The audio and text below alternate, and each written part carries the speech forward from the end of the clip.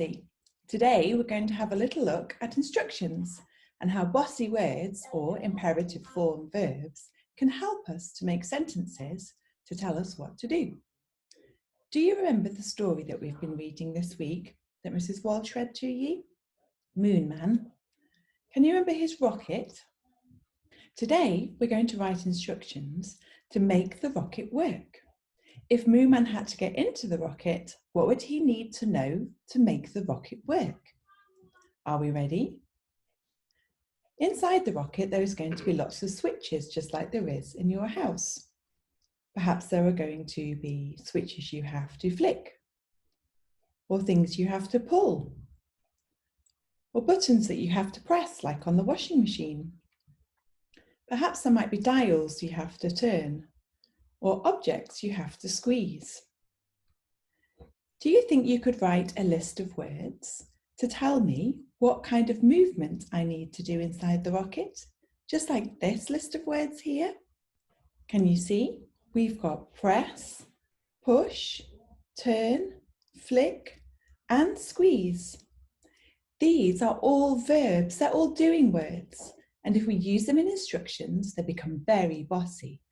They have to go at the beginning of the sentence to tell us what to do. This is called imperative form. The next thing I want you to do is to make a list of exciting fruit or vegetables or sweets or food that you really enjoy. These are going to be our adjectives in the sentence. These are our describing words. This is the list that we made because we really like to have our sweets and cakes in my house. We've got lollipop, refresher, strawberry, candy cane, banana, and sponge. Well done, Year 1. That's some great creative adjectives. Now we're going to put our noun in. This is our naming word. It tells us what we're going to press when we get into the rocket. Let's have a look at the list we made. Perhaps there could be a lever, a button, a switch, a dial, or a brake. That is fantastic, Year 1. Now let's see what all those buttons and switches are actually going to make us do. We're going to make a list of verbs. That's doing words, things that we do. Are we ready? You could go up in your rocket, down, left or right, faster, slower, blast off. There's lots and lots of different things that you could do in your rocket. You could do loop the loops. Perhaps you could do landing. What sorts of things can you think of? See if you can make a list.